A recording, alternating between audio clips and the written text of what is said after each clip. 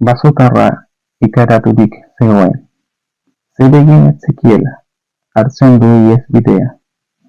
Jarraitzen dio katuak, ukitzen dio zerbait atzaparrekin, baina zorionez ez zuen harrapatu.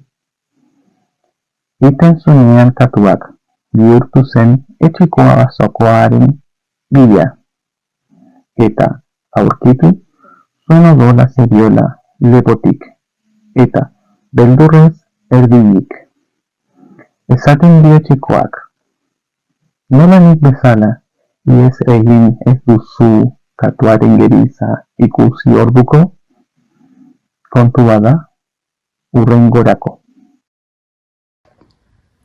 Abiatzen dira berriz daten, eta honik onenean entzuten da ate Gilsen hotza.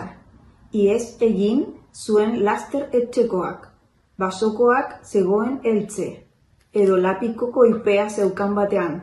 Ausartu ezinik irteten egon zen han bazterturik.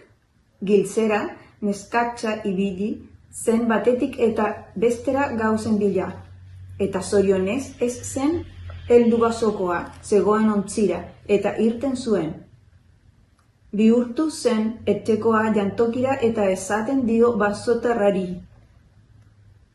Ez nizun nik esan irteteko eta ihes egiteko berehala? Ni naiz soldatu zahar urteak igaro ditudana onelako arriskuetan. Adizkidea diotxa basotarrak. Zuretzat janari gozoak, aberatz eta handi etxekoak. Ai nire mendilaztana, zenbat zaren hobea.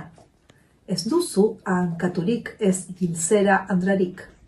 Jaten dut nire, basoan ezeren beldur gabe.